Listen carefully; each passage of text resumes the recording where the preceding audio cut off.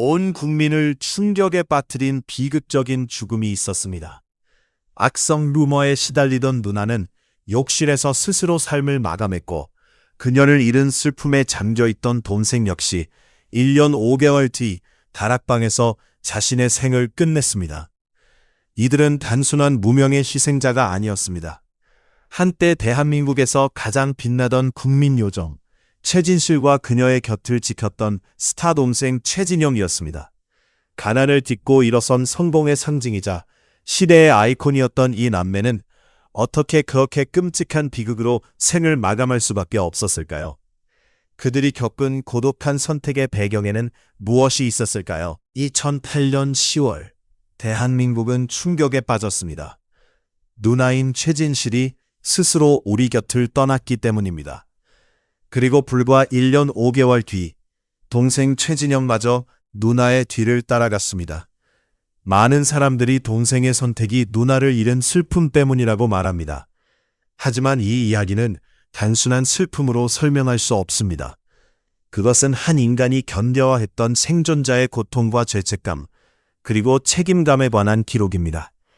사랑하는 사람을 먼저 떠나보내고 홀로 남겨진 자의 심리적 고통과 그가 겪은 삶의 무게를 들여다보는 이야기입니다. 최진영의 삶을 이해하기 위해서는 그의 시작점인 가난한 환경으로 돌아가야 합니다.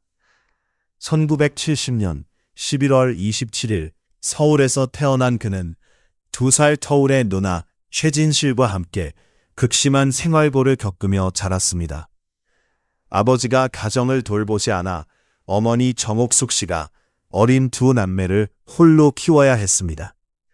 어린 시절부터 누나는 집안의 실질적인 가장 역할을 하며 동생을 챙겼습니다. 학교 급식에서 빵을 싸서 동생에게 가져다 주던 일화는 두 남매의 절박한 현실과 깊은 유대감을 상징합니다. 그들은 단순한 남매가 아니라 가난이라는 공동의 적과 싸우는 전우였고 서로의 유일한 버팀목이자 보호자였습니다. 시간이 흐르면서 최진영은 훤칠한 키와 뛰어난 외모를 가진 청년으로 성장했습니다. 고등학교 시절부터 광고 모델로 활동하며 연예계에 발을 들여놓았고 누나 최진실을 통해 연예계 문을 두드리게 됩니다. 1990년 누나가 출연하던 영화 촬영 현장에 따라갔다가 영화 제작자 이춘년 대표의 눈에 띄었습니다. 그의 독보적인 분위기와 스타성이 제작자의 관심을 끌었고 그는 영화 그래 가끔 하늘을 보자에 조연으로 출연하며 배우로 데뷔하게 됩니다. 최진영은 1992년 MBC 청춘 드라마 우리들의 천국에서 오경기 역을 맡아 반항적이고 풋풋한 청춘 아이콘으로 급부상했습니다. 그는 장동건, 이민우 등 단대 청춘 스타들과 어깨를 나란히 하며 자신만의 입지를 다졌습니다. 배우로서 신인상을 수상하는 등 성공을 거두었지만 대중은 여전히 그를 누나 최진실의 동생으로 인식했습니다. 그의 마음속에는 누나의 거대한 그림자에서 벗어나고 싶은 열망이 있었습니다. 1994년 잠시 군 입대 후 그는 국방홍보원 홍보지원대로 복무하며 군 홍보 영화에도 출연하는 등 연예 활동을 이어갔습니다. 제대 후에는 전혀 다른 분야인 가요계에 도전했습니다. 1999년 얼굴 없는 가수 SKY로 등장해 신비주의 전략으로 큰 반향을 일으켰습니다. 그의 애절하고 허스키한 목소리는 많은 이들의 마음을 울렸고 당시 최고의 톱스타들이 출연한 뮤직비디오는 대중을 압도했습니다. SKY로서 발표한 타이틀곡 영혼은 수많은 차트를 석권했습니다. 사람들은 그의 정체가 누구인지 궁금해했지만 실제로는 배우 최진영이었습니다. 그는 원래 부드러운 미성이었지만 이 노래의 감성을 표현하기 위해 1년 넘게 300%에 달하는 모금을 감행하며 목소리를 극한으로 몰아붙였습니다. 이 과정에서 그의 목소리는 애절하고 거친 허스키 보이스로 변모했습니다. 이는 최진실의 동생이라는 꼬리표를 떼어내고 자신만의 정체성을 확립하기 위한 최진영의 절박한 승부수였습니다. 스카이로서 성공을 거둔 최진영은 2000년대 중반 배우와 가수 활동을 병행했으나 개인적으로는 결혼과 이혼의 아픔을 겪었습니다. 누나 최진실은 여전히 국민 요정으로서 최고의 자리에 있었고, 최진영은 누나를 가장 자랑스러워하는 동생이자 독립된 예술가로 자리매김했습니다. 두 남매는 각자의 자리에서 빛났지만 모두에게 평온해 보이던 삶은 2008년 가을 끔찍한 비극으로 무너졌습니다. 비극의 시작은 누나 최진실의 절친한 동료 연예인 안재환이 2008년 9월 차 안에서 싸늘한 죽음으로 발견되면서부터였습니다. 안재환의 사업 실패와 극단적 선택은 최진실에게 큰 충격이었고 그녀는 빈소를 찾아 오열했습니다. 그러나 이 사건 이후 최진실을 향한 악성 루머가 퍼지기 시작했고 그녀는 세체업자와의 연루설 등 근거 없는 소문에 시달렸습니다.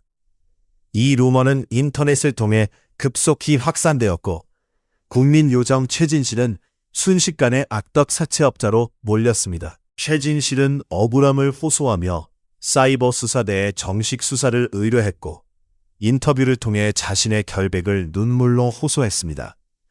그러나 대중의 의심은 쉽게 가라앉지 않았고 악플과 2차 가해가 그녀를 더욱 깊은 절망으로 몰아넣었습니다.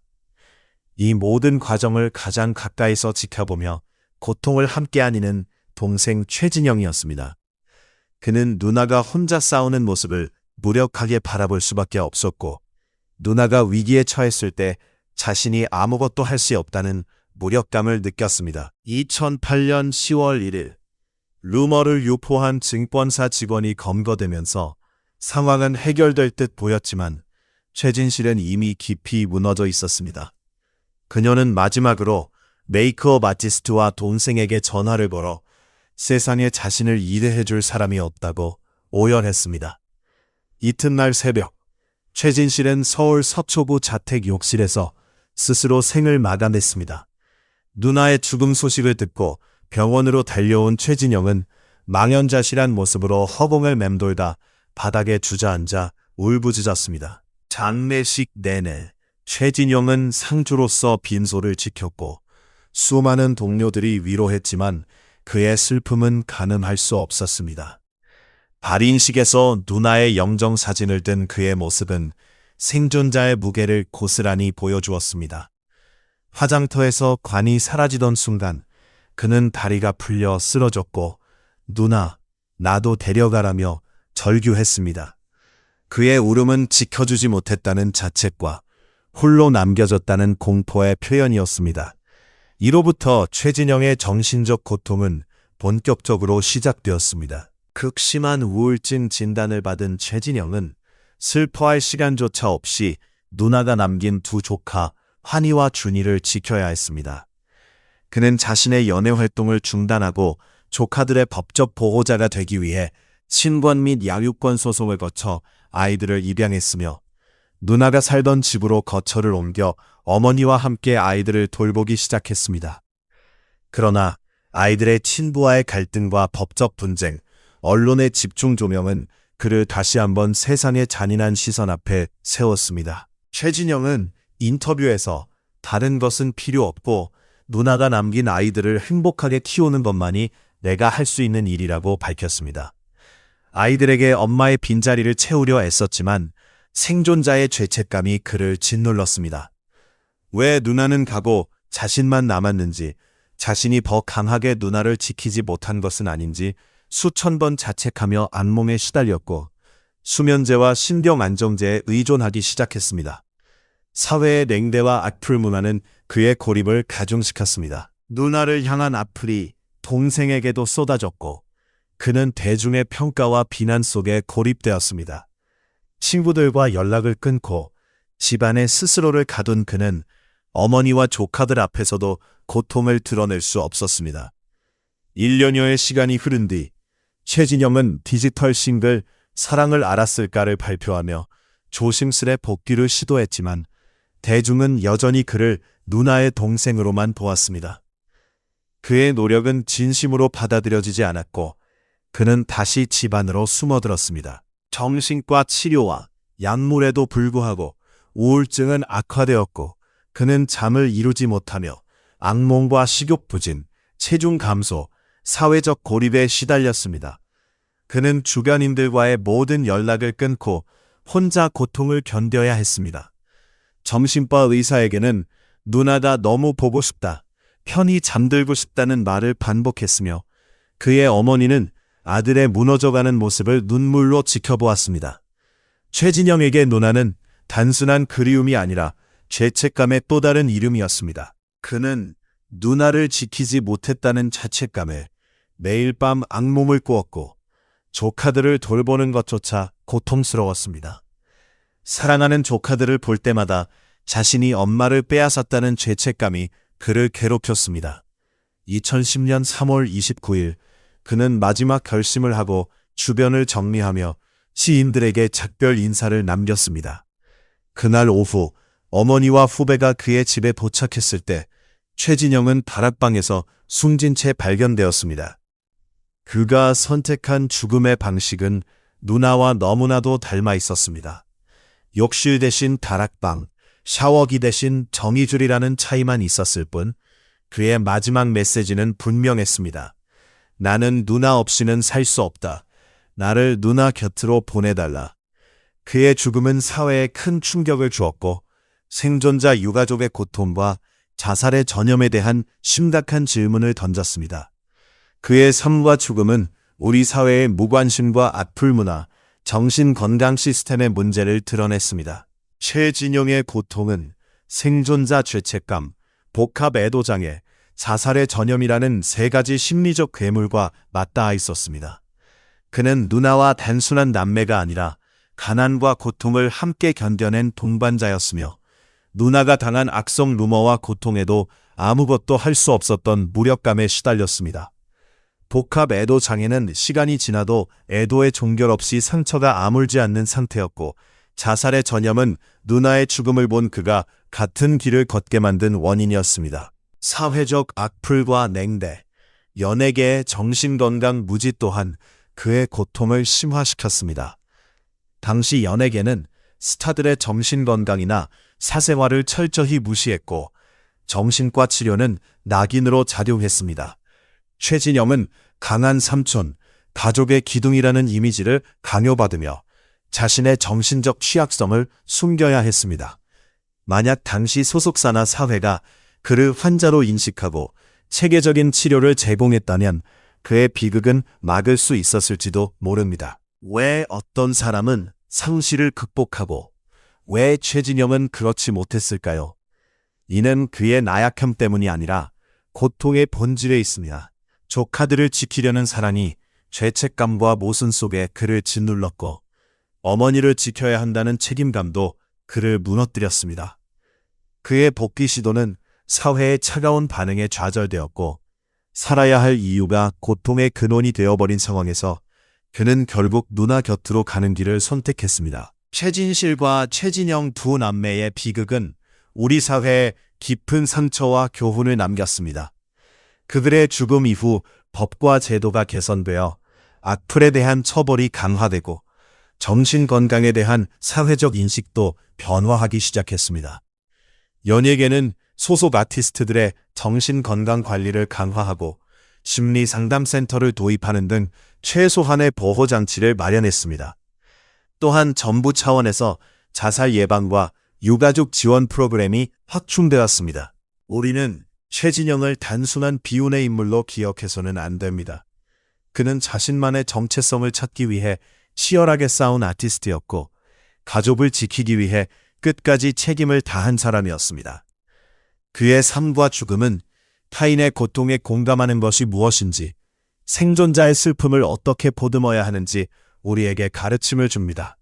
이 이야기는 비난이 아니라 이해와 연민, 그리고 다시는 같은 비극이 반복되지 않도록 하는 약속입니다. 오늘 우리는 한 남자의 길고 고독했던 여정을 마주하고 있습니다. 가난한 집 막내 아들로 태어나 누나의 그늘에서 벗어나기 위해 분투했고 배우와 가수로서 성공을 거두었으며 마지막에는 가족을 위해 희생한 최진영의 이야기입니다. 그의 비극적인 선택은 개인의 문제가 아닌 사회적 문제임을 기억해야 하며 우리는 그가 남긴 교훈을 가슴에 새겨야 합니다.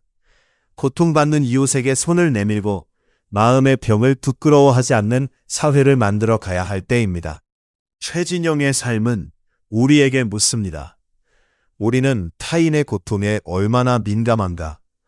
절망에 빠진 이웃에게 손을 내밀 준비가 되어 있는가? 지금도 보이지 않는 곳에서 홀로 울고 있을지 모르는 누군가를 외면하고 있지는 않은가? 그의 이야기는 우리 모두가 함께 고민하고 행동해야 할 문제입니다.